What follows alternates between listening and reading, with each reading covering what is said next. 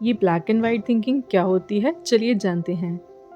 Black and white thinking, जिसे all और nothing thinking भी बोलते हैं, एक मानसिक विकृति है जहाँ पर एक इंसान किसी भी सिचुएशन या इशू को एक्सट्रीम में सोचता है। इसको पोलराइज थिंकिंग भी कह सकते हैं। इसमें पर्सन मिडिल ग्राउंड या ग्रे शेड में नहीं सोचता। इस थिंकिंग में व्यक्ति सिचुएशंस या किसी भी चीज़ को दो पोलर ऑपोजिट्स में देखता है, जैसे all good all bad, right और रॉन्ग, सक्सेस और फेलियर, ब्यूटीफुल या अगली, एक्सीलेंट या terrible. Extreme thinkers middle thinking की कॉम्प्लेक्सिटी को समझ नहीं पाते क्योंकि उनमें मिडल थिंकिंग की क्षमता अभी डेवलप नहीं हुई होती। मान लीजिए एक ब्लैक एंड वाइट थिंकर एक फिटनेस रूटीन को ज्वाइन करता है। अगर वो कुछ टाइम वर्कआउट मिस कर देता है तो वो कुछ इस तरह से सोचेगा, मैं एक फेलियर हूँ, मैं एकदम आलसी हूँ, अब ट्राई करने का कोई फ़ायदा ही नहीं है, मैं कभी भी अपने फिटनेस गोल्स को अचीव नहीं कर पाऊँगा।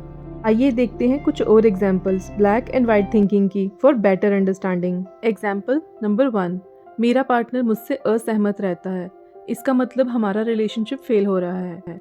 आप इस चीज़ को समझ लीजिए कि डिसएग्रीमेंट्स रिलेशनशिप का एक बहुत ही नॉर्मल सा पार्ट है।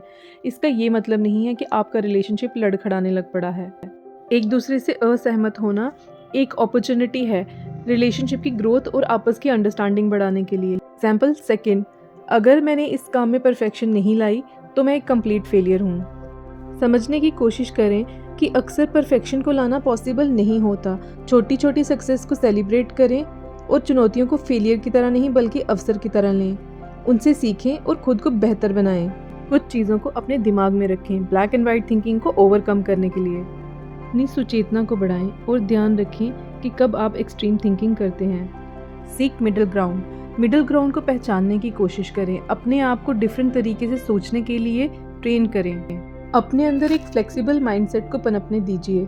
सिचुएशंस को फ्लेक्सिबल वे में भी हैंडल किया जा सकता है जब आप ग्रे एरिया में सोचते हैं। Embrace complexity. ये एक्सेप्ट करके चलिए कि किसी भी सिचुएशन में पॉजिटिव और नेगेटिव दोनों ही एलिमेंट्स इन्वॉल्व होते हैं। Practice mindfulness.